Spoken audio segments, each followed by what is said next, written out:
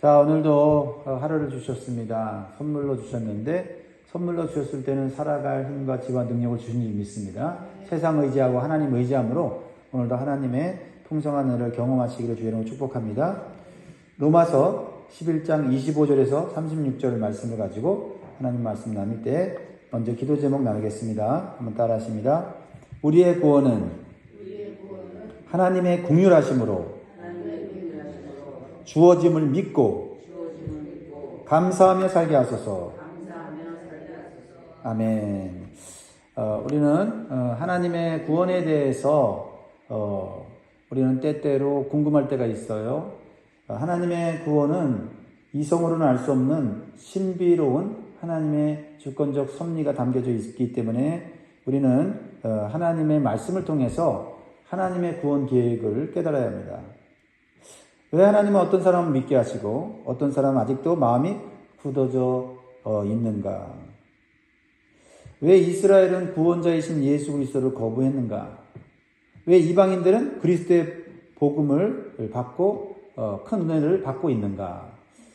이런 질문들이 우리 속에 들어옵니다. 바울은 오늘 로마서 본문에서 이 질문에 대한 하나님의 비밀, 즉 구속사의 신비를 드러내고 있습니다. 그리고 오늘 말씀의 끝에서 하나님의 구원의 신비를 깨닫고는 그 놀라움 속에 하나님께 경배하며 하나님의 지혜와 지식의 부요함을 찬양합니다. 왜냐하면 이 모든 구원의 계획과 섭리가 사람의 지혜로는 설명될 수가 없고 오직 하나님의 주권과 긍휼 안에서만 이해될 수 있기 때문에 그렇습니다. 오늘 우리는 이 본문을 통해서 하나님이 어떻게 이스라엘과 이방인 모두에게 긍휼을 베푸셔서 구원을 하시는지를 깨닫게 해줍니다. 그리고 우리 구원받은 성도는 하나님 앞에서 어떤 태도를 가져야 되는지를 오늘 살펴보도록 하겠습니다. 첫 번째로 주시는 교훈은 이방인과 이스라엘 모두 하나님의 긍휼로 구원을 받는다라는 것입니다. 25절의 말씀을 통해서 보면 형제들아 너희가 스스로 지혜 있다 하면서 이 신비를 너희가 모르기를 내가 원하지 아니하노니 이 신비는 이방인의 충만한 수가 들어오기까지 이스라엘의 덫은 우둔하게 된 것이라. 오늘날 이방인이 이스라엘보다 더 많은 구원의 은총을 받은 것이 사실입니다. 또한 이스라엘이 예수 그리스도를 거부하여 구원받는데 실패한 것도 사실입니다. 여기서 바울이 비밀이라고 하는 이 단어를 쓰고 있는데요. 이것은 숨겨진 비밀이 아니라 이제 드러난 하나님의 구속사의 신비를 말해주고 있습니다. 즉 하나님은 이방인의 충만한 수가 들어오기까지 이스라엘을 부분적으로 완악하게 두셨다라는 것이죠. 이것은 우연이 아니라 하나님의 놀라운 섭리라는 겁니다. 하나님께서는 복음을 거부하고 불순종한 이스라엘의 실패를 사용하셔서 이방인들이 구원을 받을 수 있는 길을 열어놓으셨다라는 것입니다. 그러나 여기서 이방인의 충만한 수가 들어오기까지 이스라엘의 덫은 우둔하게 되었다. 즉 마음이 완악하게 되었다고 하는 것은 이스라엘을 향한 구원이 끝이 나지 않았고 기회가 주어질 것을 암시하고 있는 것이죠. 이스라엘 백성들은 먼저 하나님께 선택받은 민족입니다. 아브라함의 언약을 통해서 그들은 하나님께서 주시는 은혜와 구원의 축복을 받았어요. 그러나 그들은 하나님이 주신 그 언약과 또 특권들을 가지고 교만했습니다. 그리고 가장 중요한 예수 그리스도를 메시아로 믿고 영접하는 데 실패했습니다. 그럼에도 불구하고 하나님께서는 그들을 향한 언약을 신실하게 지키신다라는 거죠. 여기서 이방인의 충만한 수라고 하는 것은 하나님께서 구원하시고자 작정한 이방인의 숫자가 온전히 채워지는 것을 의미합니다.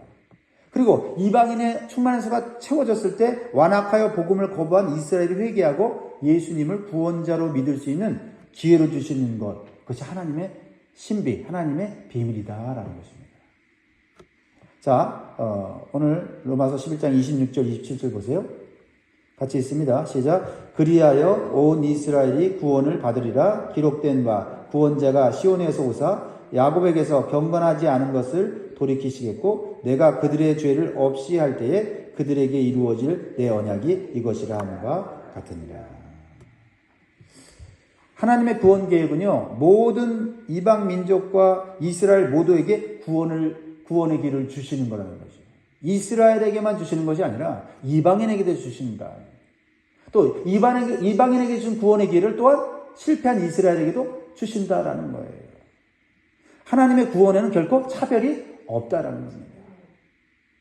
그래서 로마서 10장 11절에 13절 이렇게 우리에게 가르쳐주지 않았습니까? 성경이 이르되 누구든지 그를 믿는 자는 부끄러움을 당하지 아니하리라 하니 유대인이나 헬라인이나 차별이 없음이라. 한 분이신 주께서 모든 사람의 주가 되사 그를 부르는 모든 사람에게 부요하시도다. 누구든지 주의 이름을 부르는 자는 구원을 받으리라. 무조건 이스라엘 사람이라고 해서 아브라함의 혈통이라고 해서 언약을 받은 민족이라고 해서 구원받는 게 아니라 주의 이름을 부르는 자가 구원을 받는다. 또한 불순종한 이방인들, 죄악 가운데 우상을 섬긴 이방인들, 그들도 주의 이름을 부르면 구원받을 수 있게 해주셨다는 겁니다. 그래서 아직 이 죄 많은 세상에서 예수 그리스도의 복음을 받고 믿는다면 구원의 기회가 열려 있다라는 겁니다. 사랑하는 성도 여러분, 우리는 눈앞에 있는 상황과 환경에 절망하거나 낙심하지 말아야 됩니다. 아직 믿지 않는 유대인과 이방인 그리고 주변의 모든 사람들까지 하나님의 구원 계획 속에 있음을 믿고 복음을 전해야 될 줄 믿습니다. 두 번째로 주시는 교훈은 하나님의 은사와 부르심은 반드시 이루어진다라는 겁니다. 하나님께서 부르셨으면 하나님은 끝까지 그 인생을 책임져 주신다라는 거죠. 그러므로 우리는 하나님의 부르심 앞에 믿음으로 반응해야 될 줄 믿습니다. 우리의 조건이나 환경이나 자격 이런 거 따지지 말고 하나님이 불러주셨을 때 믿음으로 반응하면 우리는 하나님의 놀라운 구원과 그 풍성한 은혜를 영원히 누리는 자가 된다는 거예요. 이 세상에서 주어지는 일시간의 부와 명예와 권세에 빠져서 그것이 전부인 것처럼 살지 말고 오직 그리스도를 통해 주시는 영원한 구원의 축복, 영성의 축복을 믿음으로 받아야 될 줄 믿습니다. 자, 28절 29절에 보면 복음으로 하면 그들이 너희로 말미암아 원수된 자요 택하심으로 하면 조상들로 말미암아 사랑을 입은 자라. 여기서 복음으로 하면 그들이 너희로 말미암아 원수됐다 그랬을 때 그들은 여기 누구를 말해요? 이스라엘, 유대인들을 말하는 겁니다. 이스라엘은 복음을 거부하여 하나님과 원수가 되었습니다.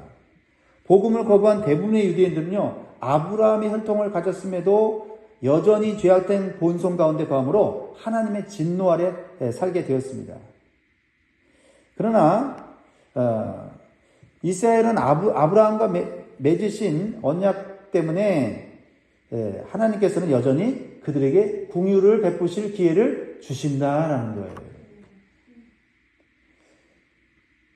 또한 하나님께서 과거에 불순종하여 죄악 가운데 있었던 이방인에게 긍휼을 베푸신 것 같이 현재 하나님께 불순종하여 구원에서 멀어져 있는 이스라엘에게도 하나님의 긍휼을 베풀어 주실 것을 약속하고 계시는 거예요. 자, 30절 말씀을 보면 너희가 전에는 하나님께 순종하지 아니하더니 이스라엘이 순종하지 아니함으로 이제 긍휼을 얻었느니라. 그러니까 하나님의 놀라운 신비는 뭐냐면 이방인은 구원받을 만한 그러한 상황이 있지 않았다는 거죠. 죄악을 섬기며 하나님 대신 우상을 섬기는 그런 큰 죄인이었어요. 근데 이스라엘이 또 마음이 완악해져서 하나님을 거부함으로 그리스도의 복음을 거부함으로 그 복음이 누구에게로 옮겨졌어요? 이방인에게 옮겨졌다는 거죠. 이게 그만 이스라엘의 실패가 하나님의 실패냐? 아니다라는 거죠. 하나님은 전능하신 분이고 하나님은 지혜가 충만하신 분이기 때문에 결코 실패할 수가 없어요. 이스라엘의 실패도 하나님은 알고 계셨어요.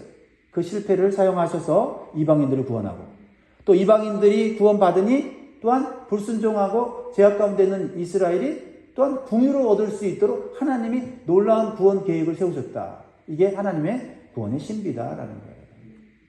그러니까 우리는 모든 사람들이 하나님의 구원을 받을 수 있는 대상인 것을 생각하고 우리가 스스로 판단하여 저 민족은, 저 사람은, 저 인종은 구원받을 수 없어 라고 함부로 판단해서는 안 된다라는 것입니다. 그렇습니다. 누구든지 예수 그리스도를 구세주로 믿는 자는 구원을 받습니다. 이 구원의 은총은 이방인들에게 주어졌지만 또한 불순종하고 완악한 이스라엘에게도 다시 주어질 것을 약속하시는 거예요.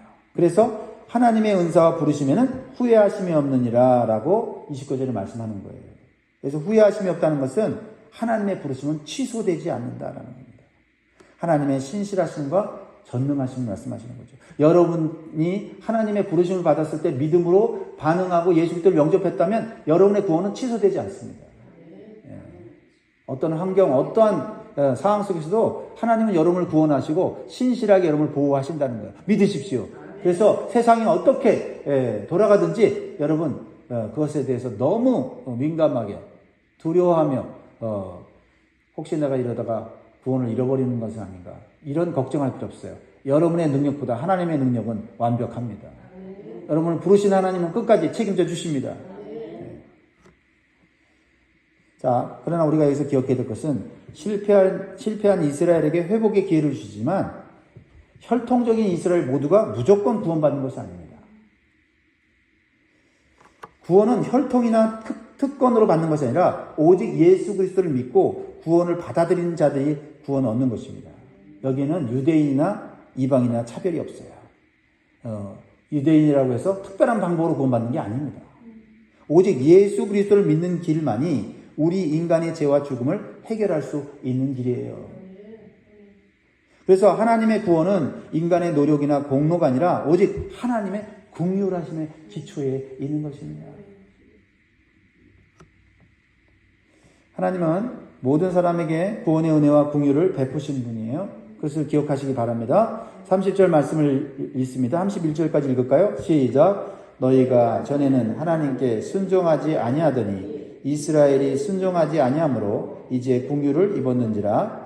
이와 같이 이 사람들이 순종하지 아니하니 이는 너희에게 베푸시는 긍휼로 이제 그들도 긍휼을 얻게 하려 하십니다. 그러니까 이방인이나 유대인이나 다 하나님의 긍휼하심 때문에 구원 받는 거예요. 뭐 특권을 받았다든지 무슨 어떤 자격이 있다든지 이게 아니다라는 거죠. 그렇죠? 이방인도 불순종 가운데 긍휼을 입었고 유대인도 불순종 가운데 하나님의 긍휼을 얻는다라는 겁니다. 그래서 바울은 인류 전체를 이 한 가지 복음의 진리로 묶는 거예요. 모든 사람들은 불순종 가운데 있으나 하나님의 긍휼이 유일한 소망이다. 하나님은 모든 사람을 죄 아래 살도록 일정 기간 내버려 두셨어요. 왜냐하면 누구도 자기 의로 구원받을 수 없고 오직 긍휼로만 구원받을 수 있음을 드러내기 위해서예요. 32절입니다. 하나님이 모든 사람을 순종하지 아니하는 가운데 가두어 두시면 모든 사람에게 긍휼을 베풀려 하십니다. 감옥에 갇힌 죄수가요 스스로 나올 수 없듯이 인류 전체가 죄의 감옥에 갇혀 있는 거예요. 그러나 하나님이 예수 그리스도를 통해서 그 감옥의 문을 열어주신 줄 믿습니다. 그 죄악의 감옥에서 나오는 길은 오직 예수 그리스도밖에 없어요. 나 한국 사람이야, 나 미국 사람이야, 나 이스라엘 사람이야, 그런 어떤 내 신분이나 자격 조건이 구원에 조금도 영향이 되지 않는다는 거예요. 오직 우리는 죄 안에 살고 있었고 구원받을 자격이 없지만 하나님의 긍휼하심과 예수 그리스도의 사랑과 희생을 통해서 우리는 구원받은 거예요. 내가 원래 착했기 때문에, 내가 뭔가 특별한 능력이 있기 때문에 하나님이 나를 먼저 부른 게 아니다 이 말이에요. 그래서 존 뉴턴이라고 하는 사람은 노예를 팔고 사면서 돈을 엄청나게 벌었다가 그가 예수 그리스도를 만나고 얼마나 큰 죄인인지를 깨닫고 나 같은 죄인 살리신 주 은혜 놀라워하면서 인생이 변화되지 않았습니까? 어메이징 그레이스를 써서 우리는 하나님의 긍휼하심이 없이는 구원받을 수 없는 죄인이다라는 것을 고백하여 많은 사람들에게 은혜를 끼치지 않았습니까? 사랑성도 여러분, 우리는 언제나 나는 은혜로 구원받은 자라는 겸손한 정체성을 가져야 되고 그 긍휼을 또한 다른 사람들에게 흘려보내야 될 줄 믿습니다. 마지막으로 구원받은 성도는 어떻게 살아야 되는가? 하나님의 지혜와 영광을 찬양하는 성도가 되어야 된다. 하나님의 이 구원의 신비, 이 하나님의 이 구원의 진리가 너무나 커서 이해할 수가 없어요. 사도 바울은 깨달았죠. 이스라엘에게 하나님께서 특권을 주셨고 또 예수 그리스도를 그곳에 보내셔서 십자가의 복음을 전하게 하셨는데 그것을 거부하는 것이 사도 바울은 너무너무 이해가 되지 않고 안타깝고 괴로운 거죠. 자신도 이스라엘 사람인데 자신에게 주어진 이 구원의 복음을 이스라엘 사람들은 안 받고 누가 받아요? 이방인들이 받고 막 구원받으니 얼마나 속이 상했습니까? 그러나 하나님의 구원의 신비는 인간의 이성으로 깨달을 수 없고 결국은 모든 사람에게 유대인이나 이방인에게 차별이 없는 구원을 주시려고 하는 하나님의 사랑과 긍휼이 있었다는 거예요. 할렐루야. 그래서 33절 이렇게 말하고 있는 거예요. 깊도다 하나님의 지혜와 지식의 풍성하며 그의 판단은 헤아리지 못할 것이며 그의 길은 찾지 못할 것이미로다. 여러분, 오직 우리는요 성령을 통해서만 하나님의 이 구원의 진리, 말씀의 진리를 깨달으시는 줄 믿습니다. 그래서 우리는 36절 사도 바울이 찬양했던 이 고백을 하면서 오늘 살아야 될 줄 믿습니다. 같이 있습니다. 36절 시작. 이는 만물이 주에게서 나오고 주로 말미암고 주에게로 돌아갑니다. 그에게 영광이 세세히 있을지어다. 아멘. 뭐예요? 만물이 주에게서 나오고 우리는 하나님께 창조된 인간이라는 거예요. 우리 인간의 기원은 하나님이다라는 거죠.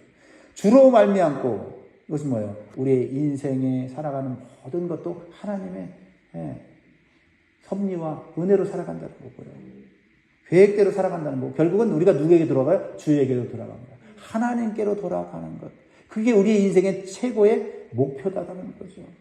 그것을 깨달았을 때 사도 바울은 하나님께 영광을 돌리고 있다는 것입니다. 모든 구원의 시작과 과정 끝은 하나님께 있습니다. 따라서 우리의 삶의 시작은 예배에 이어야 하고 우리의 삶의 끝은 영광과 찬송이 되어야 될 줄 믿습니다. 그러므로 우리 인생이 이 세상 살아가면서 내 영광이 아니라 하나님의 영광을 위해서 살 수 있기를 주의 이름으로 축원드립니다. 기도하겠습니다.